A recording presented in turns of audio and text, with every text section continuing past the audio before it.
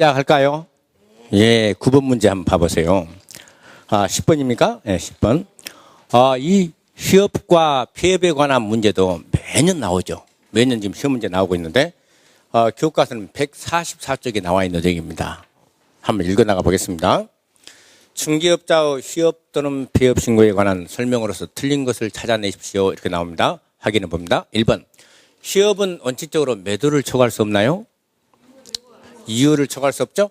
매도를 초과하여 휴업하고자 하는 경우 신고 의무가 있나요?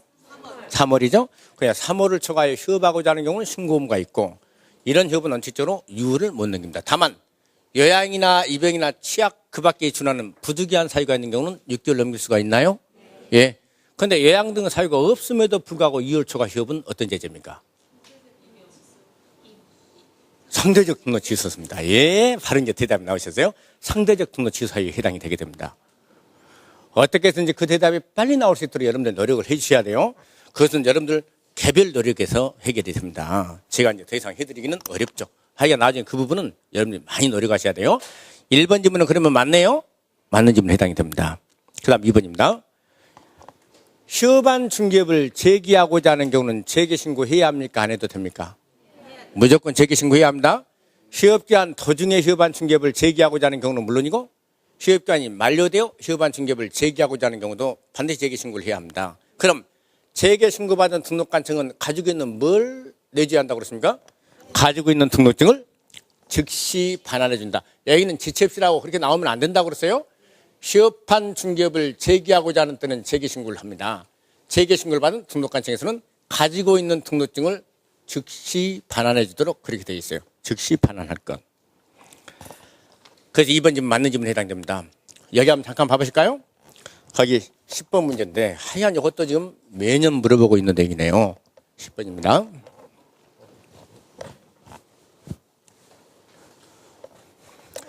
매도를 초과하여 휴업하고자 하는 경우 신고 의무가 있다고요? 3월입니다.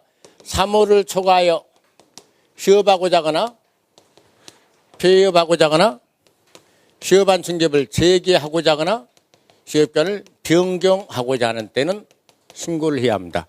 하고자 하는 때 신고하니까 사전신고입니까? 사후신고입니까? 사전신고입니다. 다만 이 네 가지 경우는 항상 묶여다닌 것으로서 사전신고해야 한다는 점에서는 차이가 없어요. 다 똑같습니다. 다만 신고하는 방법에 있어서 차이가 나게 되는데, 그게 지금 계속해서 시험 문제 나오고 있죠. 휴업, 폐업 신고할 때와 그리고 휴업한 중개업을 재개하고자 하거나 변경하고자 하는 경우도 신고를 미리 하면 되는데요. 이 신고하는 방법이 틀립니다. 이 말씀 기억나세요? 휴업, 폐업 신고할 때 신고서 가져가고 또 뭘 가져간다고 그랬습니까? 예, 등록증 원본이에요. 그러니까 휴업, 폐업 신고서에다가 벽에 게시가 되어 있는 등록증 원본을 떼어가지고 등록관청을 가져갑니다. 근데 이 등록증 원본은 인터넷으로 보내줍니까? 못 보내줍니까? 못 보내주는 거죠. 그래서 이 등록증 원본을 가져다 주기 때문에 휴업, 폐업 신고는 무조건 직접 신고하는 방법만 인정이 됩니다. 인터넷을 통한 전자신고가 인정돼야 안 돼요? 안 됩니다. 이게 그렇게 시험 문제 잘 나와요. 반면에 휴업한 중개업을 재개하고자 하거나 변경하고자 하는 경우는 이때는 재개신고, 변경신고할 때 등록증 원본은 누가 가지고 있는 겁니까? 등록관청이 가지고 있죠? 그럼 이렇게 시험 문제 나왔어요. 휴업한 중개업을 재개하고자 하는 때 재개신고를 해야 하는데, 그 재개신고할 때 등록증을 첨부해야 한다. 이렇게 시험 문제 물어본 적이 있었거든요. 맞아요? 틀려요? 당연히 틀린 질문입니다. 그러면 이 경우는 신고서만 가져가면 된다네요? 그렇다면 직접 신고 가능한 것은 물론이고, 인터넷을 통한 전자신고 가능합니까? 전자신고가 가능합니다. 이렇게 정리를 해주시는데, 이게 그렇게 지금 매년 시험 문제 나오고 있어요. 그러면 그 질문 봐보세요. 폐업 신고는 이것 아닙니까? 등록증 원본 가져다 주니까 전자신고 됩니까? 안 됩니까? 안 돼요. 직접 신고만 가능한 겁니다. 그래서 그 질문 틀렸네요. 3번이 틀렸습니다. 4번 휴업기한을 변경을 하고자 하는 때에도 미리만 신고하면 되니까 맞는 질문이고, 그 5번 질문 한번 봅니다. 여기 한번 잠깐 봐보시죠. 우리 그때 21조 공부할 때요, 이걸 우리가 자세히 한번 살펴보셨는데요. 3월을 초과하는 휴업이라는 말 다음에 가로가 하나 열렸던 것 기억나십니까? 금시초문입니까? 예, 다시 한번 더요. 중개업자는 3월을 초과하는 휴업 다음에 가로가 하나 열려져 있었어요. 그 가로 안에 무슨 말이 있었냐면요, 중개사무소 개설 등록 후 업무를 개시하지 않는 경우도 포함. 이 말 기억나세요? 안 나세요? 아시죠? 그러면 그 말은 중개업자가 됐다면 업무를 봐야 합니까? 안 봐도 됩니까? 업무를 봐야 하는데 업무를 안 보고 있는 경우는 휴업하고 있는 것과 다름없다라는 말이었습니다. 그렇죠? 그러면은 중개업자가 되고 난 다음에 1개월 동안 업무를 보고 있지 않다면 이분은 1개월간 휴업하고 있는 것이고, 만약 중개업자가 됐는데도 3개월 동안 업무를 보고 있지 않다면 이분은 3개월간 휴업하고 있는 겁니다. 그런데 3개월까지는 마음대로 휴업이 가능하다고 그랬죠. 그러니까 중개사무소 개설되고 3개월까지 업무를 개시하지 않는 것은 괜찮아요. 그런데 문제는 3개월이 경과하도록 업무를 개시하지 못할 경우는 3월 초가 휴업하고자 하는 경우와 다름없기 때문에 미리 뭘 해야 하는 것입니까? 신고를 해야 한다. 그렇게 결론이 나오죠. 거기 한번 문제 질문 봐보세요. 5번입니다. 중개사무소 개설되고 3월을 초과하여 업무를 개시하지 않냐고 할 때는 등록관청에 미리 휴업 신고를 해야 합니다. 만약에 신고하지 않는 상태에서 3월이 경과하도록 업무를 개시하지 않고 있다면 어떤 죄입니까? 100만 원 이하의 과태료 처사에 해당되죠. 좋습니다. 요거 네 가지는 무단 3월 초과 휴업, 무단 폐업, 무단 휴업한 중개업체계, 무단 휴업장 변경 전부 다 100만 원 이하의 과태료 처사에 해당이 되게 됩니다. 아, 좋아요. 좋습니다. 그 10번은 정답은 3번이 틀렸어요. 3번. 막상 우리가 이런 문제들을 공부를 이제 하고 나서 맞이하게 되면은 아주 수월한 문제가 됩니다. 여러분들 충분히 자신감 가지셔도 돼요. 그리고 조금 전에 제가 이 문제가 작년 문제가 조금 다른 애에 비해서 좀 수월하게 나왔다 그렇게 말씀드렸지만 다른 애 시험도 여러 기본적인 내용은 변함이 없습니다. 변함이 없어요. 다만 작년에 시험 문제는 보통 평소 이제 시험 문제 물어본 지문 중에서 어려운 지문들이 잘 안 나왔을 뿐이에요. 안 나왔을 뿐이고 이런 것들은 전부 다 평소의 시험과 거의 같다고 보시면 됩니다. 그래서 이런 형태로 공부를 해주시면 돼요.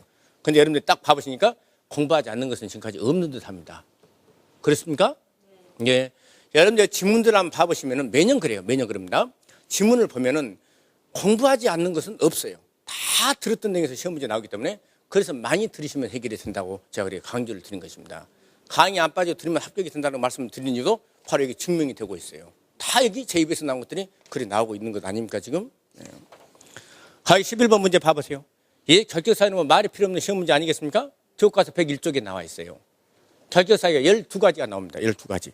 12가지가 나오는데 그 12가지 결격사유 중에서 1호부터 12번째까지 있는데 그것은 매년 시험 문제입니다. 매년인데 어려운 문제죠. 그 문제는 바로 그 문제 확인합니다. 여러분들 거기 101쪽을 한번 열어보세요. 교과서 101쪽입니다. 101페이지. 한번 거기서 확인하면서 정리를 해보도록 하겠습니다. 여기 5개 지문을요. 거기에 11번째 결격사유를 한번 크게 한번 읽어보시죠. 11번째 결격사유입니다. 뭐라고 나와 있습니까? 이 법 위반해서 벌금형 선고를 받게 되면은 몇 년간 결격사유에 해당됩니까? 네. 그러니까 1번 지문, 그 11번째는요, 이 법 위반해야 합니다. 이 법을 위반해서 벌금형 선고를 받게 되면은 몇 년간 결격사유에 해당이 된다고요? 3년간 결격사유에 해당됩니다. 3년. 그럼 여기서는요, 이 법 위반이 아니라 공인중개사법 위반이 아니라 다른 법을 위반한 경우는 결격사유에 해당됩니까? 안 됩니까?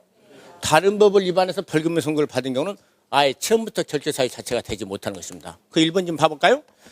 집회 및 시위에 관한 법률 위반으로 벌금형 선고를 받았답니다. 결격사유입니까? 결격사유 아닙니까? 아예 처음부터 아니에요. 벌써 정답 딱 나왔습니다. 1번이 바로 정답이에요.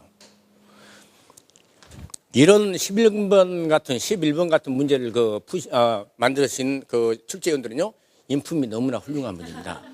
그것도 정답을 다 1번에다 해놨는 거 봐보세요. 나쁜 분은 이것은 5번에다 해놓습니다. 5번에다가 다 읽으자고. 아주 훌륭한 분이죠? 1번 일단 정답이 됩니다. 그 다음 이제 금치산자라는 말은 이제 앞으로 이제 올 7월 1일부터 안 나옵니다만은 하여간 금치산자라는 분은 금치산 선고를 받았을 때부터 언제까지입니까? 금치산 선고를 받았을 때부터 나중에 금치산자가 벗어나는 경우는 언제입니까? 취소 선고를 받으면 벗어나는데 지금 여러분들 그 금치산자를 안 들어서 그런다. 예, 설명을 이제 들으실 필요가 없겠죠. 7월 1일부터 이제 달라지니까. 아무튼 이 2번 지문은 법정 대리인의 동의가 뭐가 필요 없어요. 그냥 예, 선고받고 난 다음에 나중에 취소 선고를 받았을 때까지 결격사유가 됩니다. 그 2번은 결격사유에 해당되는 분 맞아요. 파산 선고를 받고 복권되지 않은 자가 법인의 임원으로 있는 경우에 법인 잠깐 한번 멈춰본다. 파산 선고를 받고 복권되지 않았습니다. 이분은 누굽니까? 파산자라는 결격사유자죠. 그러면은 결격사유에 해당하는 사람이 법인의 사원 임원에 있어요. 얼마 내에 그 사유를 해소시켜드려야 합니까? 2월 내에 그 사유를 해소시켜드려야죠. 2월 내에 그 사유를 해소시키지 않으면 법인은 어떻게 됩니까?